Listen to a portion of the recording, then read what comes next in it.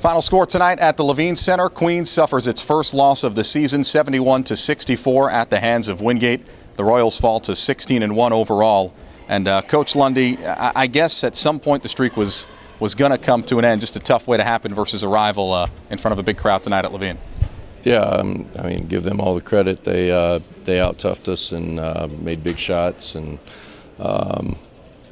we didn't prepare the way we have been preparing, and that's what happens when you turn the ball over 21 times, and we were disjointed, just didn't play as a unit like we have been, but maybe that's a lot to do with Wingate. And it seems as if they kept coming up with big made three-point field goal after three-point field goal, and they can get hot. We all know that, but they're not typically one of the better three-point shooting teams in the league. They're in all the categories ninth or worse, average about 30% or so from the three-point line, yet they came out and shot 45% from beyond the arc tonight.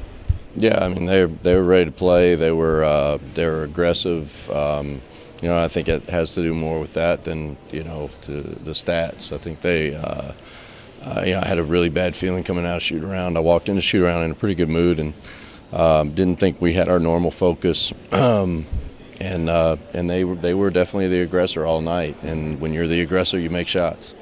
Yeah, and this is a Wingate team I think that we know is pretty talented. We litigated that back in the preseason when they were picked number 2 along with you in the conference. So you knew coming in tonight it would be a tough test. But I guess the best thing to come about this is that ultimately this could be a little bit of a wake-up call for your team. Yeah, I mean, that's what we have to do.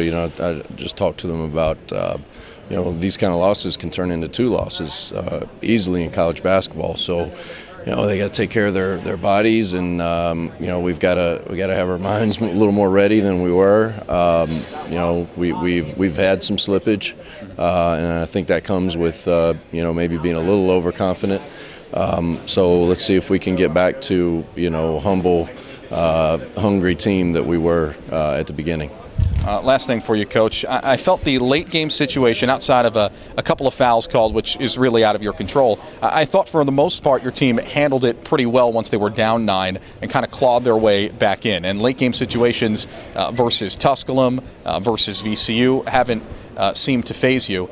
How would you assess the way your team handled the late game situation here tonight? I thought they were excellent. That's probably the best we played all night, was at the last 3.5 minutes. We made some big shots. We got some stops.